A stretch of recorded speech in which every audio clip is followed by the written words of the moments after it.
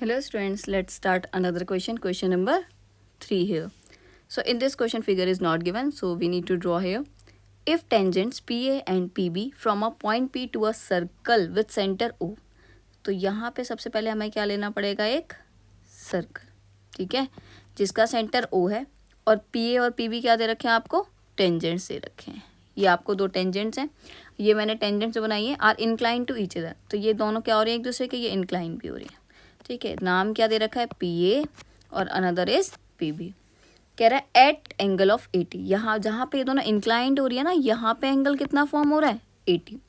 आपको POA find करना है. इसको मैंने ज्वाइन कर दिया ये सेंटर से, क्योंकि सेंटर से टेंजेंट पे जो आएगा वो क्या होता है, पॉइंट ऑफ कांटेक्ट. क्या फाइंड करना है पहले वो देखते हैं. POA ये फाइंड करना है हमें, POA. देखो जब तक मैं कंस्ट्रक्शन नहीं लगाऊंगी नहीं बता पाएंगे. यहाँ पे ये फाइंड करना है आपको. इज इट क्लियर ना. तो हमने अभी एक थ्योरम प्रूव करी थी इंट्रोडक्शन पार्ट में कि दोनों टेंजेंट्स इक्वल होती हैं. तो अगर 1 मार्क है तो आप प्रूफ मत करके दिखाना, लेकिन 1 मार्क नहीं है तो मैं आपको प्रूफ करके दिखा देती हूँ कि कैसे हम इसकी वैल्यू फाइंड करेंगे, ठीक है. सबसे पहले ये देखो कि ये क्या बन रहा है, क्वाड्रिलेटरल बन रहा है, क्वाड्रिलेटरल बन रहा है. तो या तो आप ऐसा करो कि ये पॉइंट ऑफ कॉन्टेक्ट है तो 90 है, 90 है, और हमें पता है चारों एंगल का जो सम है वो कितना 360 होता है. तो सबसे पहले क्या करते हैं, हम ये पूरा एंगल फाइंड करते हैं, ठीक है, बाद में देखते हैं POA. तो मैंने यहाँ पे क्या करा, क्वाड्रिलेटरल के चारों एंगल का सम 180 होता है, वो लगा दो. या फिर सेकंड जो मैंने प्रीवियस क्वेश्चन में भी करा कि सर्कमस्क्राइबिंग क्वाड्रिलेटरल कभी भी होता है तो उसके अपोजिट एंगल का सम 180 होता है, वो कर सकते हैं.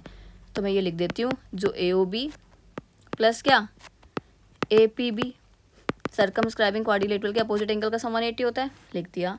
AOB नहीं पता है, बट जो APB है वो कितना है, 80, सामने कितना है 180. तो यहाँ से आप AOB फाइंड कर सकते हैं ना, 180 माइनस 80, तो कितना आ गया, ये 100 आ गया हमारे पास, ठीक है. बट आपको AOB थोड़ी ना फाइंड करना है, हमें क्या फाइंड करना है, in this question we have to find POA. तो ये POA कैसे फाइंड होगा. अब डायरेक्टली तो हाफ नहीं कर सकते, वैसे तो हमें पता है कि ये दोनों इक्वल होंगे, बट कैसे वो मैं एक बार आपको करके, और 1 मार्क का आता है तो आप नहीं करके दिखाना, वरना करके दिखाना पड़ेगा आपको, ठीक है. क्या, जैसे यहाँ पे दो ट्रायंगल्स फॉर्म हो रहे हैं, देखो कौन कौन से. एक हो रहा है PAO, सेकंड क्या है PBO. इन दोनों ट्रायंगल को अगर मैं कॉन्ग्रुएंट कर दूं तो क्या ये दोनों एंगल इक्वल आ जाएंगे, आ जाएंगे ना. करस्पॉन्डिंग पार्ट हमारे जो CPCT होता है वो क्या होता है, corresponding parts of congruent triangles equal होते हैं. तो जब ये दोनों एंगल इक्वल आ जाएंगे तो जो ये पूरा एंगल है वो तो हमें पता है, उसका हाफ कर देंगे. बट हाफ क्यों करेंगे वो करके दिखाना है.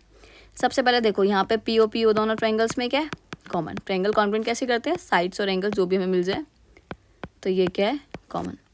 नेक्स्ट देखो ये जो OA है और ये OB है, ये क्या है, इक्वी डिस्टेंस पे ना सेंटर से, तो आप इक्वी डिस्टेंस लिखो, या फिर क्या लिख सकते हो, इक्वल रेडियस लिख दो, दोनों बात एक ही है. नेक्स्ट देखो यहाँ पे भी 90 और यहाँ पे भी 90, दोनों ट्रायंगल्स में है ना, तो 90 ईच लिख सकते हो. एंगल जो OAP है वो किसके इक्वल है, OBP के, और रीजन क्या है, 90 ईच. इज दिस क्लियर ना. तो एक एंगल है और दो साइड है, तो साइड एंगल साइड से दोनों ट्रायंगल कॉन्ग्रुएंट हो गए. हमें क्या चाहिए, हमें तो सिर्फ एंगल चाहिए ना. तो करस्पॉन्डिंग पार्ट में इसमें क्या होता है, जब दो ट्रायंगल कॉन्ग्रुएंट करते हैं ना तो उसकी सारी साइड से सारे एंगल इक्वल आ जाते हैं. लेकिन हमें सिर्फ अभी और अभी एंगल की ज़रूरत है. तो यहाँ से एंगल 1 एंगल 2 किसके, ये CPCT से क्या हो गए, दोनों के दोनों इक्वल आ गए, ठीक है. तो जब एंगल 1 और 2 इक्वल आ ही चुके हैं, मेरे पास एंगल 1 प्लस एंगल 2 का ओवरऑल जो सम है वो कितना आया था, 100.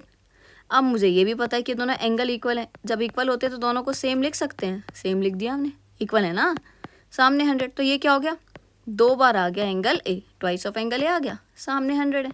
अगर आपको एंगल A की वैल्यू फाइंड करनी है तो यहाँ पे क्या कर देंगे, मल्टीप्लाई का 2 डिवाइड में आ जाएगा. तो एंगल A कितना आ गया, 50. और एंगल A का एक्चुअल जो नेम है वो क्या है, POA. तो POA यहाँ से कितना फाइंड हो गया, 50, ठीक है. So this is your question number 3.